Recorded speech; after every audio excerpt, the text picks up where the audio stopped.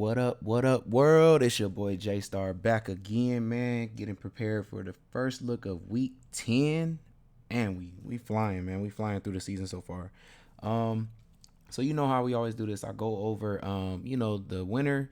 I didn't play in the millionaire maker, but I did play in the $3, and I feel like anyways, the $3 who if this guy was in the million, he had to win that as well because this lineup is actually just perfect and the score was crazy. As y'all see, 275 here, man.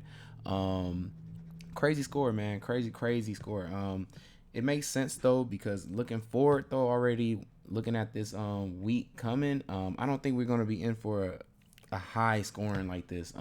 We had all the top five receivers in fantasy points this week, this past week, and I want to say we had literally almost all the top five, I want to say, in fantasy points for running backs, maybe, or maybe not, because there was a lot of people that was off. But I know for sure we had the receivers, so it kind of set up that it was going to definitely be. Yeah, we didn't have the running backs. So I know like Mixon and stuff like that was on, and it wasn't really other people other than who was it? Who was the top running back? It was Eckler and then Aaron Jones, and injury hit Aaron Jones, so I know that hurt a lot of people.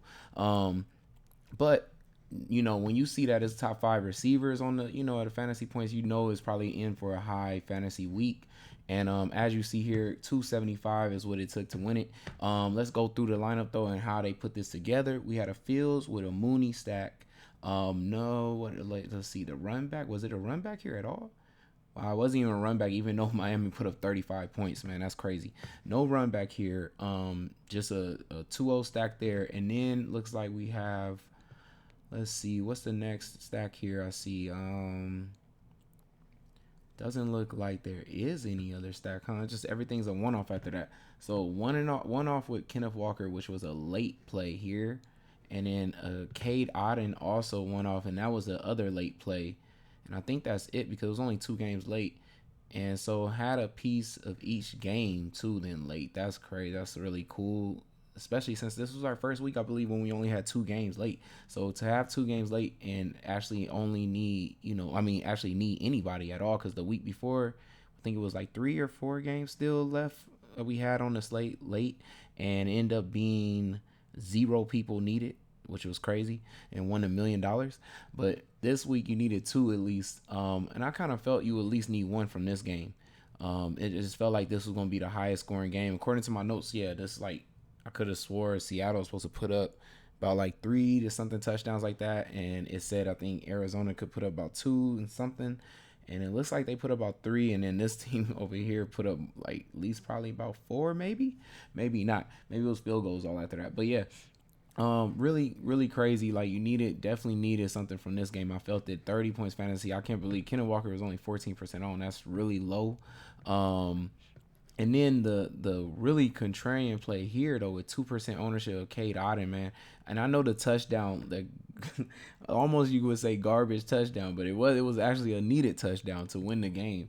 But that really put him over the top here. And next place, look at this, 261. And I believe even in like the 50 cents, it was 266. So that's what I'm saying. This lineup had to be like literally the perfect lineup and would have won $1 million, is how I look at it. Because ain't no way in the world like this. This is so perfect, man. You got Joshua Palmer, which you knew everybody was going to be on. So you got the chalk play here. You got a chalk play in ETN. So you cutting off, like I say, you always want to have plays where you're cutting off the whole field. So when they do well, you do well with the rest of the field. But then the whole rest of this lineup just looks very unowned. Like no ownership here for Mooney. Pretty owned for Fields, I guess. Probably one of the highest owned I would say that he's been, is what I'm saying, what I want to say, for the weeks that I've seen. Jefferson with a 13.5% ownership. That was crazy low, I feel like. And I guess it had to do with his pricing and the way he played the week before. I feel like those two things, made it be so low here. We already know the Joshua Palmer here. Mixon, man, this was the killer though. Oh my God. And I said it though on my full strategy slate that I had some type of feeling that Mixon was going to do good. I literally said that, y'all. I don't know what it was. I don't know if it was the price to me. I felt like his usage was going to be higher. I don't know what it really was. It had nothing to do with them playing Carolina though. It just, to me, it was just that I felt like, with no Chase, he was going to be the person that has to step up a lot. And this is just crazy, man. Like every time he goes off to, he always does this. Like he does what he has to do on the ground or whatever, but he always catches, and it's always some crazy yards and usually a touchdown in the catch, in the pass and stuff like that. And he always does it every time he goes off, y'all. So it's like you know you're in for it. Once you see him score a touchdown in the pass, and then he rushes one, you already know it's that mixing day. Every time he does the same thing, y'all. So, but yeah, then here with the Patriots defense, man, like second most points given to defense was the Colts this week. So, and it really worked out perfectly for them. So 26 points there. I mean, this lineup was just fire, as you see. Like everybody's fire except for Mooney. So yeah, great lineup, man. Great lineup for Hindu 32, man, to win that all. But we're gonna get into this first look at this next, week 10 here, y'all. So we're gonna get right into this with the best plays and stuff like that for each game here. We got Minnesota and Buffalo, man. We have to see what's gonna happen if this is gonna be a rainy game for real. Come Friday, we can look at weathers and stuff like that. But besides that, we got to keep up notice on Josh Allen with this injury that came up in his last game he just played with this elbow injury. Probably will be limited all week. We'll just have to see what happens on Friday. But I think he's going to be able to go. I believe, this is a revenge game for Diggs. I feel like he's going to try his hardest to kill them. So definitely he's got to be the best play. Jefferson on the other end, will be a decent play. It's just going to be hard. I feel like he's going to have a real hard matchup. I feel like Tre'Davious White will be back finally officially this week, but we have to see what happens with practice this week. But I think he already came back and was activated from the IR, but they held him out at least the last game, so we have to see if he's able to go. If he's able to go, then it's going to have to be another receiver like a KJ Osborne or something like that, or Hawkinson. I feel like will be like the best plays at a run back here, because Kirk Cousins probably gonna have a hard time if he's trying to force the ball to Jefferson the whole time. But definitely Diggs on the other end, I feel like is a definitely go with Josh Allen. Minnesota gives up a lot of yards. They kind of they're pretty good at holding you off in the touchdown area, but this is Josh Allen. I don't feel like they're going to be able to hold him off. And if Diggs is going off with the yards and the completions and receptions amount and things like that, I feel like he's going to be the best play here. Gabe Davis could also hit for you too as well if he can just get more targets. I don't like the 5 targets that I've been seeing and the 6 and things like that. I'd rather him be like at a 7 or 8 range, and if he can get there, he can also be a double stack, hit for you there. We're gonna move on though. We got Detroit and Chicago. Man, Fields has been like on fire lately. Period. Just like the last 3 games. And I said it at the beginning of the season. I felt like he was going to accept the fact that his line is bad. And he was going to accept that he has to run the ball. And they said I didn't even know they said he's running like a speed of like 22 miles per hour or something like that is what he got clocked at. And so he's literally the best running back out there on their team then. And we know Detroit gives up the rush. So I just feel like, yeah, he's going to be in play again here. And like I said, before the season started, I feel like he just accepted that he knows he's got to run the ball. He's not going to get the protection needed. So he's the running back then in this game. So you thinking about taking a running back, it's him.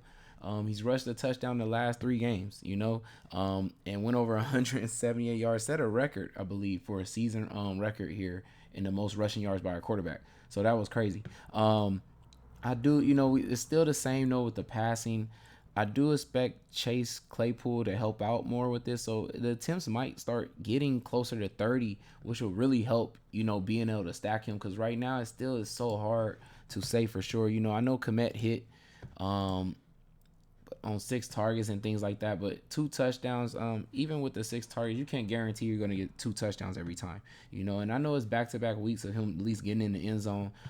So he is still a good play. I mean, it is Detroit, so but like, it's just, man, hitting on the players, like with the lowest, amount, I want to say, of passing attempts and things like that. Yes, Mooney, at least his attempts was 8 this time. If we could consistently see 8 targets for him, then yes, he would be a great stack. It's the same thing I would say with the Komet thing. Like, if we can consistently see 6 targets going his way and not these 2 and 3 and 3, because this could literally just fail you this week if he gets 2 and 3, So That's the only thing that makes it so hard to stack here. Like with Fields, he's a great play, like for sure in this game. But it's just that to stack it, man, it's so hard, man. It's really hard because Claypool had what 6 targets and just didn't catch him and things like that. So could be a good play for him.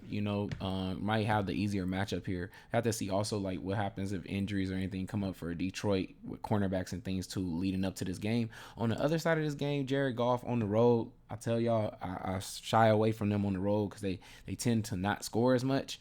And I don't really see them scoring that much in this game being that they on the road, they have a hard time scoring on the road. And with the loss of weapons, at tight end with Hawkinson, St. Brown, I don't know what's been going on with him lately. Maybe if they can get like a Chark or somebody back this week, maybe he gets activated from IR or something. I don't know for sure if he's even close though. What is it saying? Even with the bye mid-November, so yeah, he might not be back. And then they didn't even have Josh Reynolds last game, so I don't know. Maybe with the return of him this week, maybe that helps him out a little bit. But it sucks that they're not using Swift to his full, because they want to be cautious with his health and things like that. Because I feel like he's probably the best play here, really, as a run back. But we're gonna keep it moving, man. We got Jacksonville, Kansas City. I feel like this is the best game on this whole slate. Like I said, this slate, I don't feel like we're gonna get a 275, a 280 near score. Like I've been saying the last 2 weeks, like this doesn't feel like that week. Feels like we get back to like a 250. Definitely, I feel like a 250 is gonna be crazy. If you have a 250, like you're definitely probably beating everybody. 250, 255 is probably beating everybody. But this also could be a week where we get a 230, 240 is what wins it. So I just want to keep y'all give y'all a heads up on that. I'm just looking at the players we have, the matchups we have. It doesn't look like the best, so it looks like we're probably going back to a low score. These two games right here is probably the best ones. If weather is not an issue here, then this one is definitely a great one too, But so it'll be like these 3 games so far, and if we don't get a lot of points from these games, I'm not banking on the rest of these games to get us there. So let's see though. But so here, like I'm saying, we got Mahomes versus Trevor Lawrence. Definitely ETN's gonna be a huge play here. Can't really, man, it's hard to play the running backs on Kansas City side as a good play because they're just not being used enough. But definitely ETN. Juju has been balling. So I love Juju here. I love Christian Kirk too. I feel like Kadarius Toney could be a nice little sneaky play here this week. I feel like he picks up more of the, the playbook and things like that and gets used a lot more. He only had 2 targets. I expect that to go up because MVS, I feel like it's going to be him that loses snap counts to Kadarius Toney. I just feel like Kadarius Toney is a more reliable and shifty, type of play with the speed and everything like that fills in the role that they've been missing with not having like Tyreek Hill. I feel like he does that for them. So having him with Hardman and all them, I feel like that little, 3 out there wide and stuff like that helps them be more explosive. So Hardman's always going to be in play because he's been getting the red zone like work like crazy. 3 straight games in the touchdown. So yeah, I love him too as well in this game. And then Kelsey is definitely going to be a huge play here. But even on the other side, Evan Ingram, I hate that with the Evan Ingram thing. What's killing me, dude, is just that, like, come on now with this. Like, he's like 10, 6, 7, 7, 6, and then 2. Like, what is that? Y'all, like, that kills me, man. I don't know what's going on with that. It makes no sense. Like, he should just stay, consistent with the targets. It makes no sense. He would be a great play if you just knew that. But it's like when you can't tell if they're going to, go to him for sure, it kind of kills it. You're taking a gamble in there. And he really hurt me this week. I know that much with that 1.7. So that's it for that game. Like I say, both of the quarterbacks is huge in play. All their weapons basically is in play there, except for, like I said, Kansas City running backs. I don't really want to go there. But here with the Cleveland-Miami game here, it's supposed to be, Chubb is definitely in play, but the other side running backs are actually bigger in play here because Cleveland has been giving up, fantasy points to the running backs here. So I even like taking Jeff Wilson. I had him this week and he came through. So, even with the 16, but that was like 4,900 and he came through pretty big. And I told y'all, like, I feel like he would get right in there and be used because it's not a system that he doesn't know. He already been coached by this coach already for the last, like, I want to say 3 years. So he knows everything. Like, and then I'm sure they'll just put him in more snaps this week coming. It was good to see him being targeted, caught a touchdown too that way. So definitely like, going with him or Mostert. It's supposed to be about maybe 2 touchdowns in the rush here, supposed to be given up by Cleveland in this game. So I can see you hitting on having both of them maybe, but I would rather just take the cheaper one here. So definitely feel like they're definitely those are the plays there. Tyreek Hill finally got in a touchdown, so we knew that meant he was going to have really good fantasy points. Cleveland will have to see if Denzel Ward is going to be out this week, because that should make Tyreek Hill another good play again. 9,100 is expensive though. I would probably rather have Waddle just because he's cheaper, but I mean, they both can just hit, like I said, every week. There's nobody that can really stop them. Amari Cooper is supposed to be a great play, but on the road, man, he tends to like disappear. So like, Atlanta 1.9 right here, Baltimore 10. It sucks because, like, man, if this was at home, it's like, yeah, Amari Cooper, for 6,500 for sure. But when he's on the road, I just can't take a shot at that. Have to see if Njoku's gonna be back, because he should be a good play if he is gonna play. Jaceki here is all right, but I wouldn't really want to take a shot at him. So like I said, the best plays literally is Waddle and then Tyreek, but then after that, before them is the running backs here, and then even on the other side, I would say Chubb too. And so then we got Houston and the Giants here. So we got Davis Mills versus Daniel Jones. This is 2 sorry quarterbacks here. So expect a lot of the run to be used here. Expect them to lean on their running backs very heavily here to both try to get a win that way. And I mean, I really like both running backs here. Like, of course, Barkley is in the best spot when we talking about fantasy points, is number 1. Fantasy points for Houston giving up. So definitely Barkley is going to be huge in play. And then let's see how many attempts he's been getting. So he's getting about 20 attempts, 24 attempts, and still getting 5 to 4 targets here.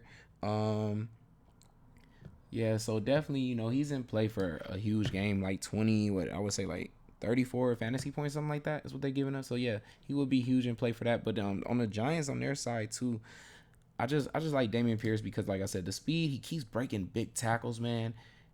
And I really like that, man. He has a shifty ability. They're using the ball, they're running the ball a lot because, like I said, you can't count on these quarterbacks, both of them. So both sides in the run game here could go. I don't really want nobody in their passing attack here. Nobody. Brandon Cooks doesn't even want to play for this team anymore. So, and at tight end, I mean, it's hard to hit with the Houston Texans because they randomly tossing in different tight ends. We saw this one right here. That was the rookie. Just got back and just got into play with 1 target and scored a touchdown. So I don't know if he's going to be more in play this week with them. Like, are they going to use him even more? Because 2,500 would be great if you knew he was going to be out there as a starter over the other tight ends for sure. And over here on the other side with the Giants, I just can't take none of those tight ends. And so then we got the Saints versus Pittsburgh here. Andy Dalton could be a great play this week. Being that Pittsburgh is just so bad. So definitely I would say if Jarvis is able to go and Chris Olave and stuff like that, I would like those two even to stack them both. But if not, then like we got Kamara too, and then maybe, want to toss in one of the receivers there because, yeah, Andy Dalton should be definitely in play.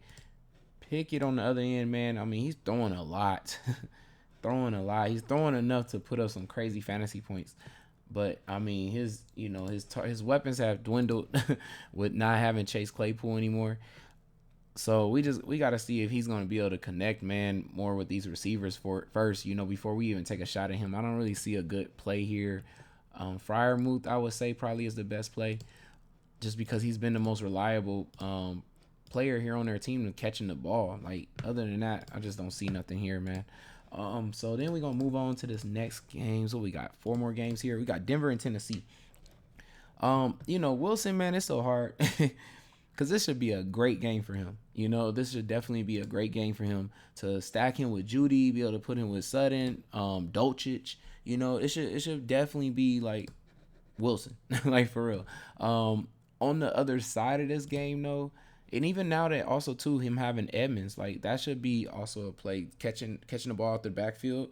That should really be in play because he's very explosive. So, like I said, it should be Wilson, but man, like he's not consistent. Of course, Henry on the other end, you just can't never not take a shot at Henry. Just doing what he does, especially at home too. So I don't care how tough Denver's defense is. I mean, they still giving up 100 something yards, and I mean all it takes is for Henry to get to over 100 yards, and you talking about 26 fantasy points. 38 fantasy points, 30 fantasy points, right at 102. So like, look at this. Like every time 100. So like, and he can definitely get 100 yards on this team. So it doesn't matter how tough their defense is, mostly against the pass, anyways. So yeah, like they give 100 yards, Henry could still get to 30 fantasy points. Besides that, like I said, I'm not taking the passing here, attack for the Tennessee side. It would just be Henry. The Colts here versus the Vegas Raiders. Carr is still on that 2 touchdown curse, y'all. Like I said, it's just he can't. It's crazy. This game he started off so great, and I just knew he was breaking the curse. He was gonna break the curse, and look at it. Threw almost 40 times, y'all, and he still only throws 2 touchdowns. I just he's the reason why they not winning, man. He is the reason why. Like I was talking to one of my cousins that's a Raider fan. I try to tell him like I'll trade you Rodgers right now for all you like 4 first-round picks. I don't want Carr. Just give me your picks because they need a quarterback and they could be actually going to the playoffs this year and have a chance. I don't know, but as long as he's there, we're looking at 2 touchdown curse. Ellinger on the other side. I mean, he had a hard matchup last week. It's actually very, very easy matchup this week for him. So at 5,000, who knows if he can really get something going this week. Also will help if he had Jonathan Taylor in the backfield, but I don't know if he's going to play. He's been really banged up this year. I seen him taking shots at Pittman, who could be in play. And let's see though, did Alec Pierce catch anything at all? Only 2 targets there. And then Parrish Campbell, who was coming off of like 2 great games, and now he just kind of fell off. Could be back in play though this week. I don't know what happened with the tight ends here. Like 2, okay. Granson didn't get no like targets, 1 target. That's crazy. Yeah, it's hard. It's gonna be hard to hit there, but it sucks because the Raiders are really horrible at giving so many fantasy points to the quarterback. So it's gonna be crazy, man. Like if somehow Ellinger does do good, like it shows though on the fantasy points, like what they're giving up. But besides that, man, the Raider side, Devontae definitely gonna be in play, just because we know the amount of targets he keeps receiving, 17 targets. If he's gonna get that, every time he's gotten that, he's gotten like almost 30 fantasy. So, it is gonna be a harder matchup, but definitely still gonna be in play if he's gonna keep just getting all the targets. Renfro hasn't done anything, so I can't give you nothing there. Even if Waller comes back, I just feel like we're still on par with Carr getting 2 touchdowns. So it's nothing really I want there. Dallas versus the Green Bay Packers here. Definitely. I mean, if we're gonna be banged up as we are going into this game, I think Dak could be in play, y'all, because of the fact like I said, we have a cornerback being out wide more than likely. Our linebacker might be out too. So I definitely would lean more to Pollard because we don't do good against fast players, period. So if it was a receiver to, a running back that's going to get the ball a lot, definitely I feel like Pollard's going to be the best play. Like he might be, I know we have like Saquon versus, Houston and things like that. And that's going to be a great play, and other running backs here. But Pollard to me is the Saquon versus Houston type of play to me. So I feel like he's the best play. What do I want to say? CeeDee Lamb could be in play too. Like I said, with our cornerback being out, if they decide they really want to pass or something like that, Gallup is going to be out wide with one of our backup cornerbacks then, basically. So he might have a shot. Let's see how he's been doing with targets, though. 6 since Dak is back, and then 2. He might be able to hit this week, though. But CeeDee Lamb, we know, is getting most of the targets and things like that, especially for red zone and things. So definitely it would probably be him. But I would just kind of stick with just Pollard. That's the best play to me. Schultz is still in play too as well, though. On the other side, man, I don't see nothing. I don't really see nothing. Aaron Jones banged up, could be out. AJ Dillon, if he starts, could be a decent play.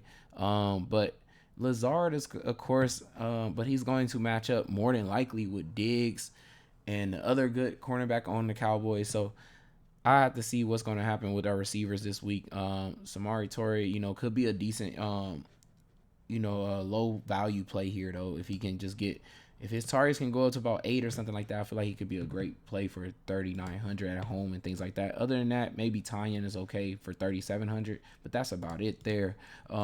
This is probably one of the best games then when it comes to the late games. Like I said, we do know like Pollard could be a great play late to have. And then here, if I had to grab anybody, I'm trying to see. Let's go through this game first. Murray, this is gonna be a huge game for seeding for this division, man. This division is crazy right now. So, you know that Seattle is really on top, and so this game means a lot to beat somebody in your division to try to put them out of the playoffs. So, I expect Murray to go in here trying to air it out. But Stafford on the other side, I mean, we just know Cooper Kupp, of course, always just gonna be in play, 100 yards as you see. So definitely he's in play. Hopkins going against Ramsey. He tries to turn up against him, even though they don't usually line up against each other that often. So I do still feel like Hopkins is a good play. I like Moore though. I actually like Moore, y'all. Moore feels like, man, he's just like, we always knew this though. Like, it's a reason why he's doing well, because he just instantly moved into the slot. It's the reason why we used to pick Dortch. I felt that, you know, if Hopkins would have had started the year not on suspension, we would have been picking Hollywood Brown every week, because something about this offensive scheme over here for Arizona, they use their slot receiver for big plays. So, and as long as they're going to receive 8 to 10 targets, they're always going to be in play for a big game. So I really like Moore in this game. He's not going to be lining up with Ramsey. So I really like, this is where you want to attack the Rams offense, is the middle of the field anyways. So I really like him. And also I like Ertz being a great play. Them two, since they're running in the middle of the field, and it's going to be a part of the big play, but also, you know, with Ertz, you're a part of red zone plays. So yeah, you could take a shot at Hopkins at 8,000. He probably has the harder matchup and will be doubled even when he's not being covered by Ramsey. So he will have the harder matchup here, and I would kind of want to go away from that and hit with like Moore, you know, or maybe Robbie at 3,200. But man, I don't know what's going on. I thought he was going to get forced targets, but 3 targets ain't forced. So I don't know what to say there, but he could be in play here for maybe one big shot play, you know. So, but it's a gamble play there compared to just you taking a Moore, which is easy, and then taking Ertz. On the other side, Higbee is definitely going to be in play for, you know, as well as like Cooper Kupp, because you want to attack the middle of the field too for the other team too as well. With running backs here, man, I can't really take any of these running backs. Plus, both of these teams are kind of good against the run, I believe too. Yeah, giving up, you know, like 100 and 115 or something like that. So yeah, like, and then these teams just don't run a lot, both of them. So that's kind of makes me want to stay away from the rush attack here. So, but yeah, so let's go ahead and like put together this like lineup. Let's see, what do I really want to go with this week? I'm trying to think. Let me think real quick, y'all. I think I want to have the Jacksonville Kansas City game.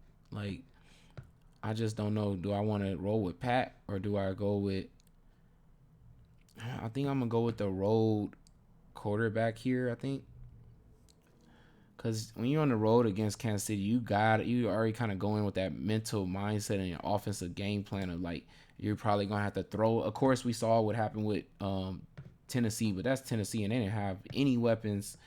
They have the worst receiving core weapons right now in the league, especially when it comes to yards, completions, all that. So that is not the same. But I do still want to kind of attack the running backs right here, because ETN is just getting great work, man. Like, and I feel like this is still a savings. I feel like 7,100 is still a savings. Like, I mean, we should have been picking him every week, period, once he became the number one back, because this was crazy savings. But even at 7,100, I feel like he's supposed to be like 8,000 easily. Like, if he was 8,000, I probably wouldn't be taking him. But for 7,100, I love it. Like I said, I'm gotta have my late play Pollard. It's gonna be my favorite late play.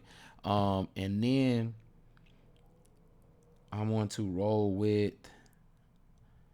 I think I want Judy in Tennessee, because they should be trying to attack the slot here. Just like the reason why we just saw Juju, he played really good. Like, if we go back to Juju just playing them, and they was attacking the middle of the field here, and he had 12 targets for 88. Didn't even get a touchdown. Nice little 18 points there. And I feel like Judy might get in for a touchdown, like how he just did in the last game he played. and near the same amount of targets, that we've been seeing that we just saw with Juju. So I think he can hit, 18. But if he gets a touchdown, maybe we get, 20 something fantasy points there, and maybe we even get to 100 yards. So I think I really like Judy there. And then who do I want? I got to stack up, and I'm going to definitely just go with Kirk just because I know he's the main target receiver and for red zone for Jacksonville. Basically, I think I got both of the red zone plays here. So, and you're going to need to score a lot against Kansas City to compete with them.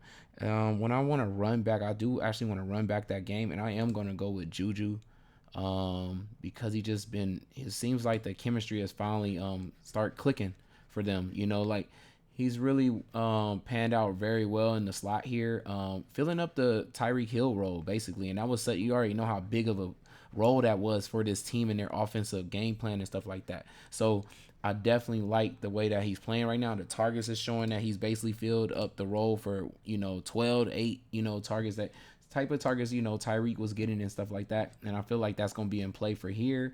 Also, he scored like the last, what is it, okay, so he scored 2 games before that last game, so just the first time he hasn't scored in 3 games. I feel like he gets back in the end zone in this game. Let me see. So for tight end, I think I'm going to go with a late tight end play right here and taking Ertzshaw.